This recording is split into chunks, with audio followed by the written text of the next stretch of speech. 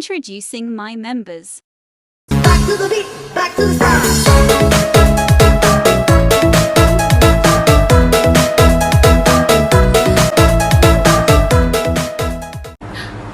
Wait.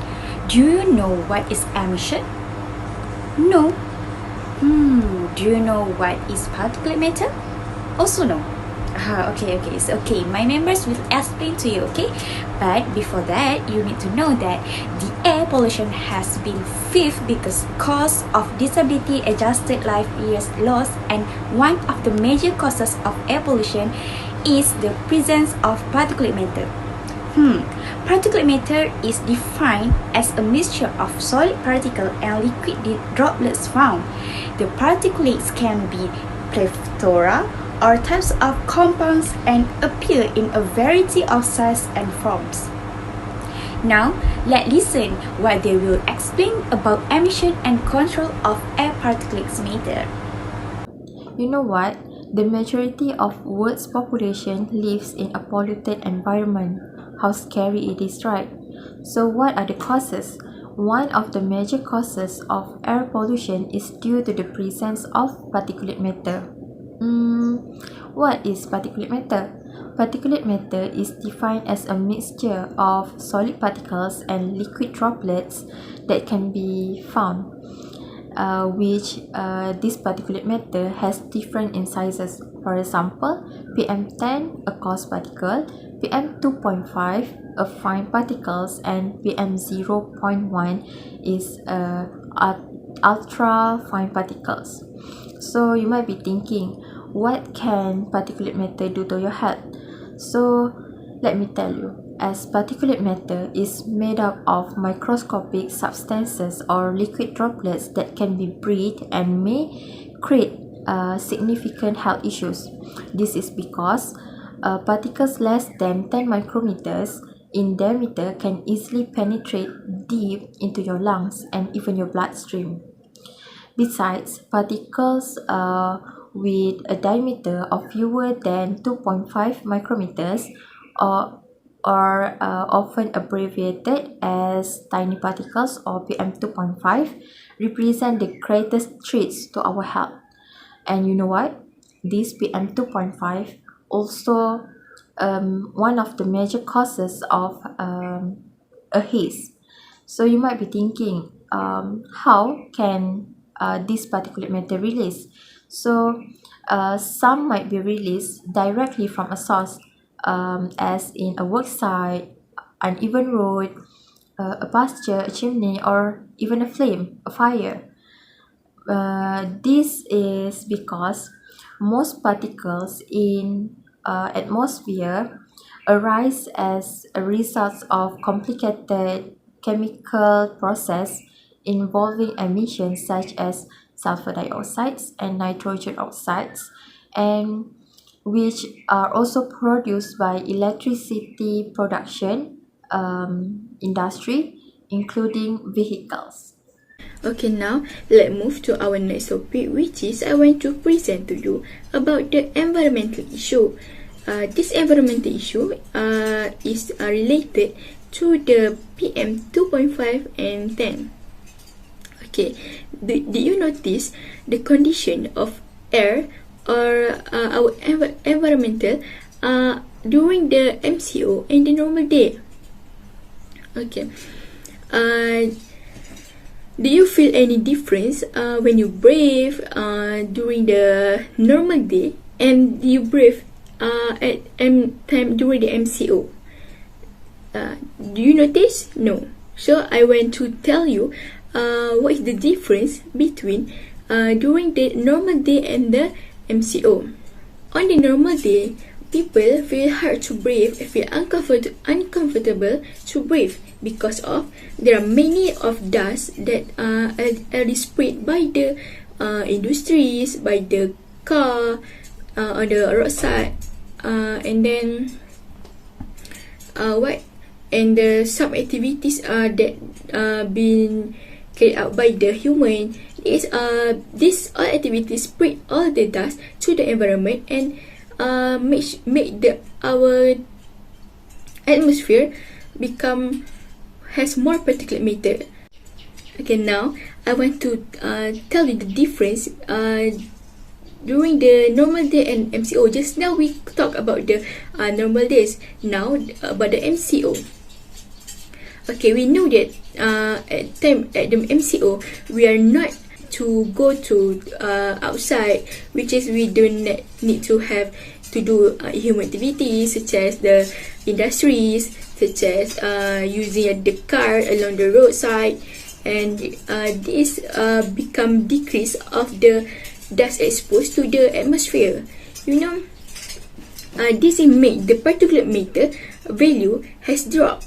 So here we see that all people can breathe comfortable and more calm, and because the air at atmosphere become more fresh from the instead of the during the normal day.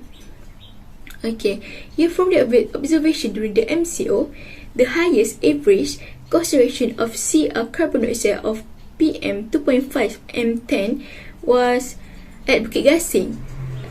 Also is the highest, but dropped to the 11.8 microgram per cubic meter. And that is for the PM 2.5, but for PM 10 is 26.0 microgram per cubic meter, and the concentration carbon dioxide on this area was measured by the airborne sense. So, for the particulate matter PM and health, studies have found that short-term or long-term PM is associated with a relationship between particulate matter PM and adverse health effects. Particulate matter formed in the atmosphere is the result of chemical reaction between various types of pollutants.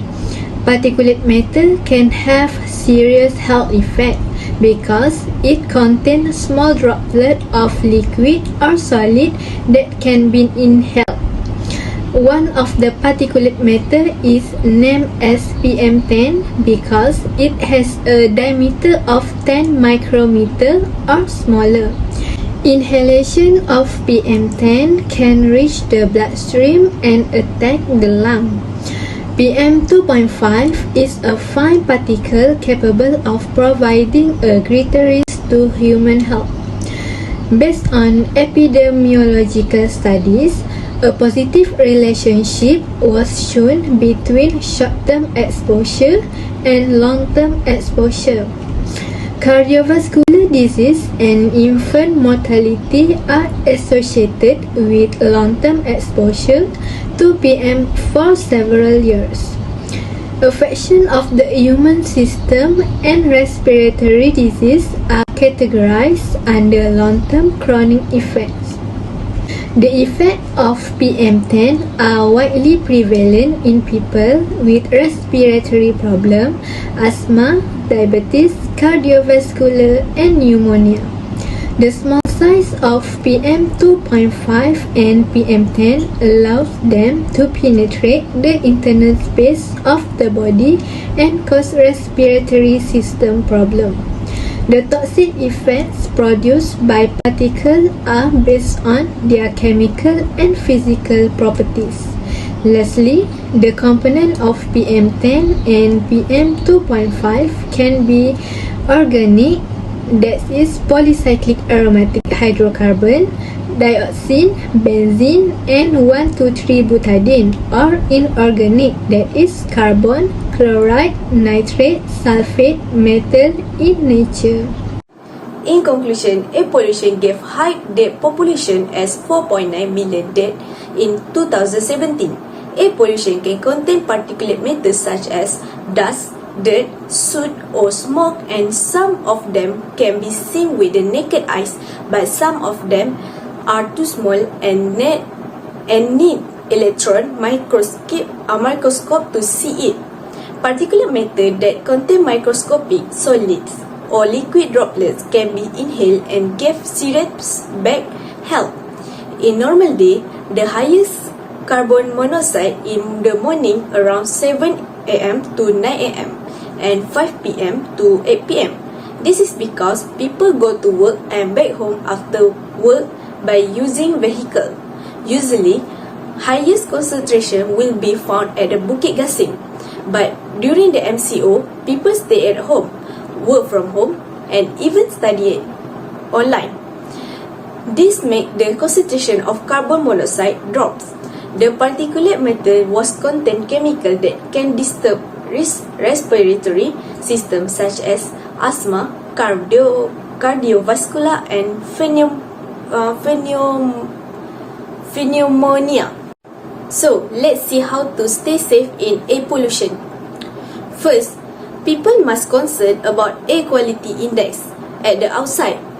They can check the air pollution index in the Air Now website. Second, people must be learn how to use air quality flag. Next, we move to the how to reduce the air pollution. We can reduce air pollution by reduce the vehicle. This can reduce concentration of carbon monoxide. More than that, people must replacing their old engine into the new one or cleaner one to reduce diesel emission. People can take carpool or public transit to reduce the vehicle in the road.